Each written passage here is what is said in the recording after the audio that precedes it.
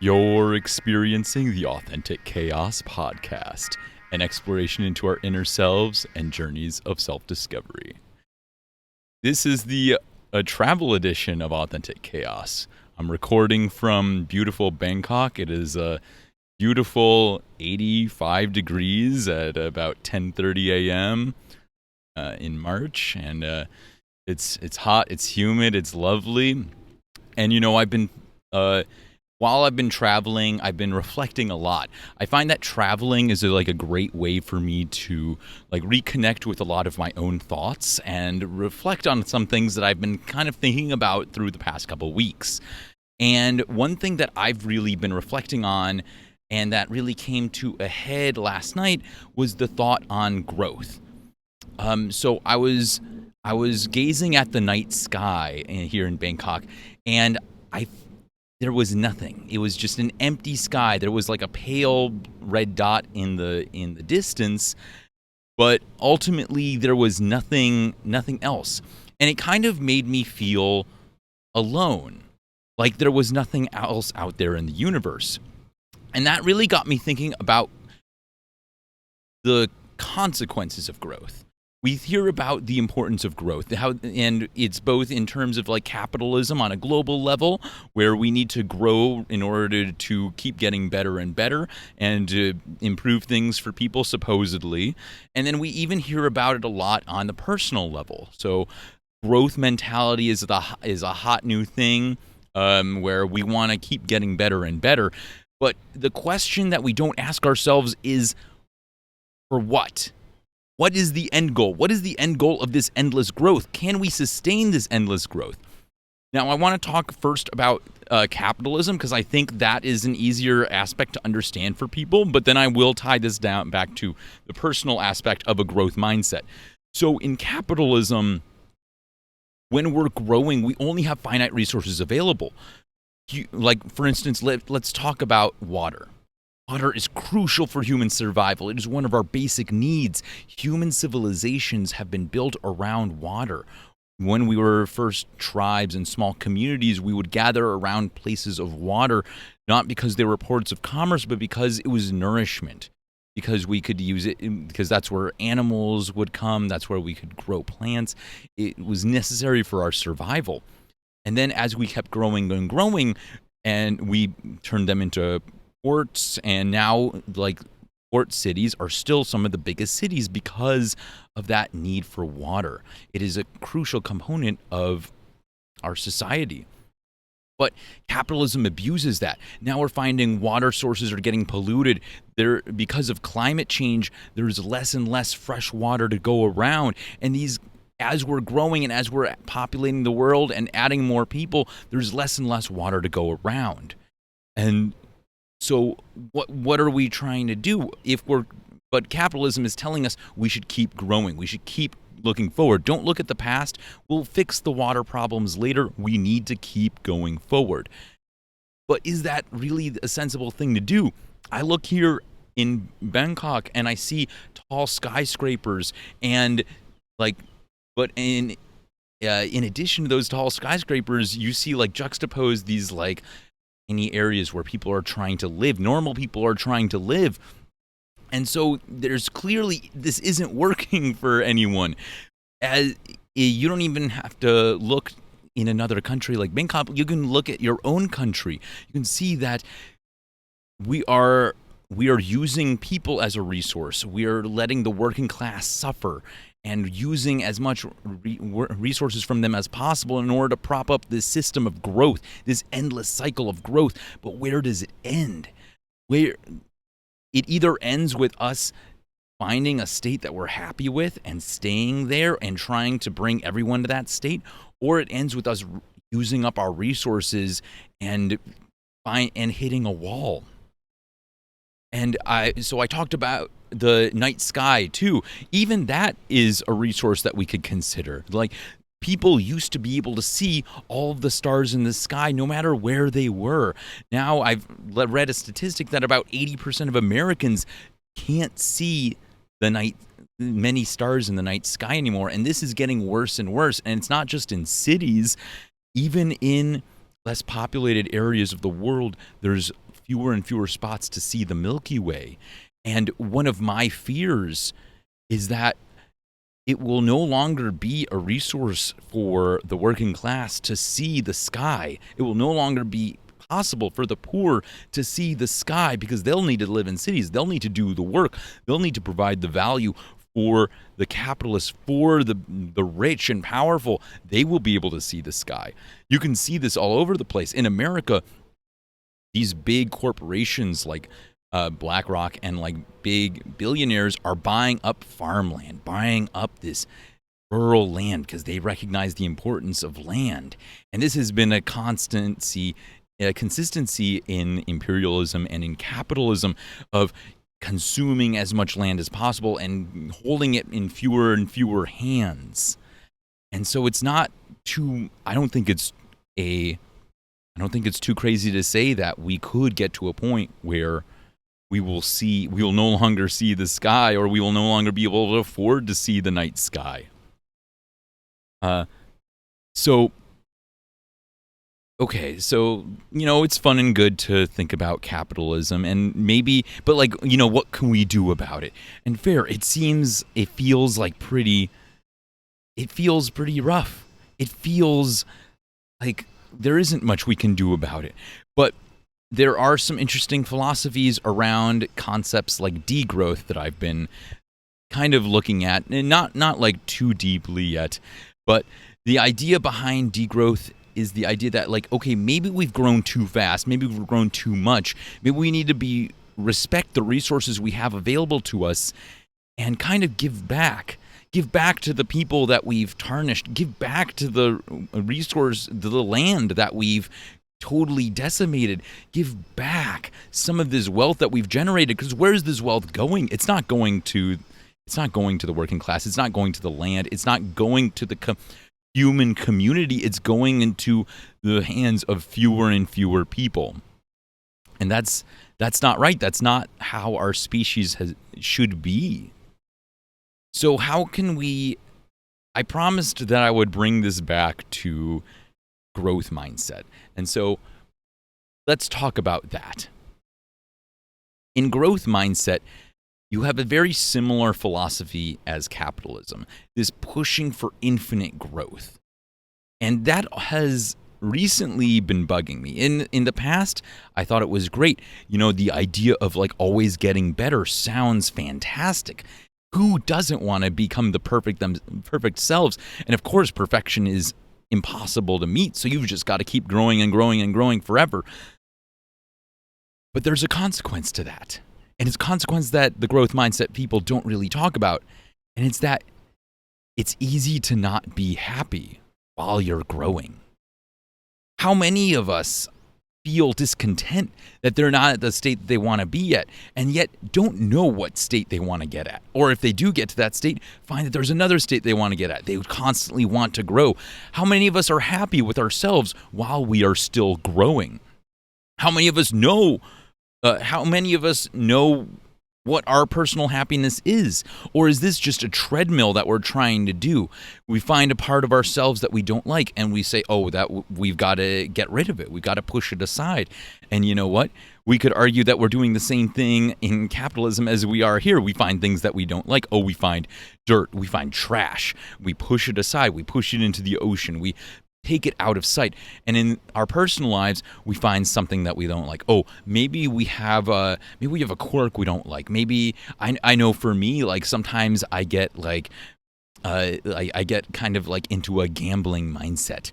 And so in the past, I would try to push that aside and try to avoid it. But maybe instead of avoiding it, because it never really goes away, we may push it aside, but we're just causing a problem later down the line. So instead, maybe we should recognize it as part of ourselves. In the past, I've talked about how finding your authentic chaos means that we have to respect our shadows. And these are the parts of us that we don't like, but they are still part of us. And in the growth mindset mentality, it's easy to say, I don't like it, so I want to keep pushing it away. I want to keep pushing it away. I'm going to avoid it. We're going to get better. We're going to constantly get better. But that's not how we work. That's not how we do. That's not how it'll work in the long run. These issues keep coming back. If you have like a nitpick about yourself, you've probably noticed that it's come back on multiple occasions. I know I've noticed that. And it's fine. It's okay. If it's coming back, maybe the problem isn't with the nitpick, but maybe the problem is how you're addressing it and how you're treating it. Don't treat your shadows like monsters. Treat them like a shadow. It's an extension of you. We're complicated people. We build these complicated structures. We create these complicated rules because we are complicated. We have inconsistencies, contradictions, light and shadow. And that's okay. It's okay to be human. It's okay. It's also okay to want to grow. But I press you. I encourage you. I beg of you, please, please, please reflect on where that growth is going to take you and where you want to grow. I can share some personal anecdotes in this area too. As I've been traveling, I've noticed that, I want to be social. I want to talk to people. I was a very introverted guy growing up. I was very shy. I didn't really want to talk to people. I was afraid to talk to people. And I worked to grow. I worked to change. I tried to deal with a lot of those insecurities. But those insecurities never really went away. They may have shifted, and my mentality around them may have shifted, but some of those insecurities still remain. And that's okay. I've learned to respect them. I've learned to respect my body's limits. Just like we have to learn to respect the limits of our planet, the limits of the people that we put to work in a capitalist system, we have to respect our own limits. We're not perfect. We're not these infinite vats of emotional maturity, of like capacity for infinite change. We are human. And it's okay. It's okay to be human. We're all human. It's okay to be complex. That's what makes us human. That's what makes the beauty of our authenticity, of our authentic chaos. Chaos isn't meant to be pretty all the time, and that's okay. So if you have parts of you don't like, it's okay to want to grow with them. It's okay to want to maybe explore where you could go, but respect yourself. When I find that I want to be social, but I'm hitting a wall emotionally and it's becoming draining, I respect myself and I give myself the time I need and the space I need to heal and to replenish. And you know what? Eventually I do become social again on my terms, on the terms of my body, my mind, my emotions. When things are in harmony, we find the greatest success. Maybe you've noticed this.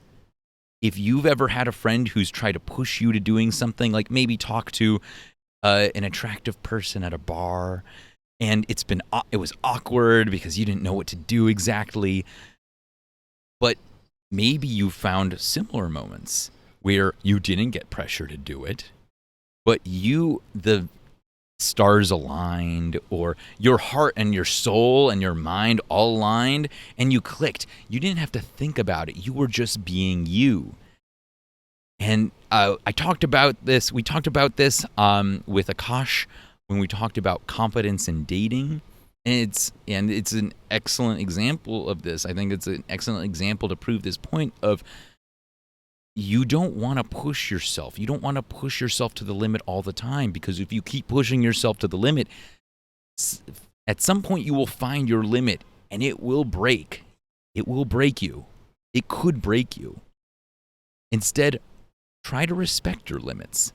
Try to respect the resources that you're working with. And when you do, when you're in more harmony with your body, your mind, your soul, things will click. You will find that confidence because you will be you.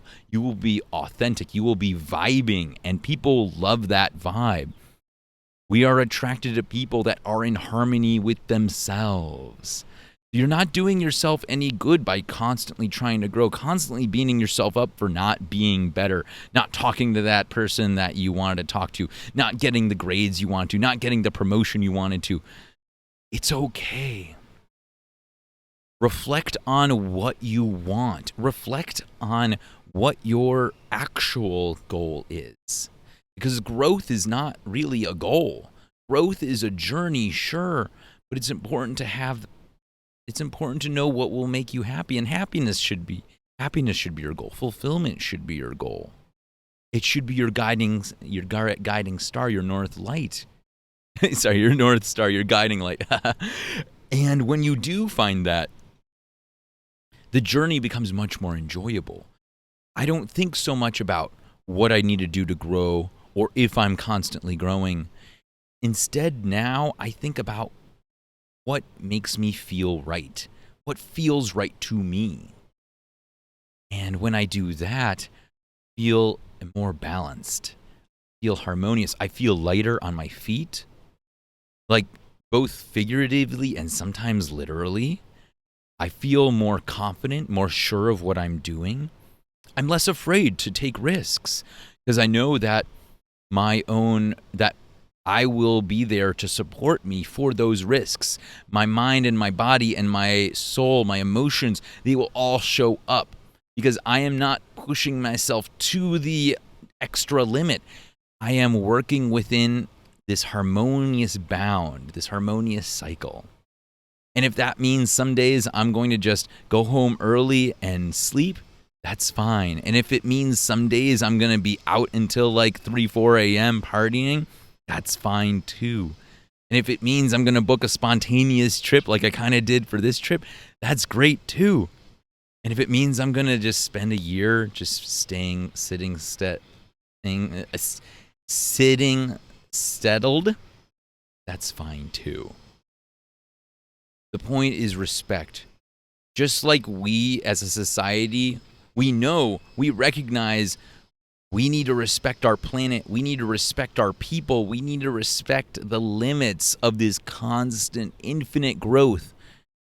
So why can't we respect those limits within ourselves? Why can't we say maybe this 100% growth mindset isn't realistic? Maybe it isn't sustainable. Maybe we're causing us more harm than good by trying to make it sustainable, or by trying to make it unsustainable with this infinite growth.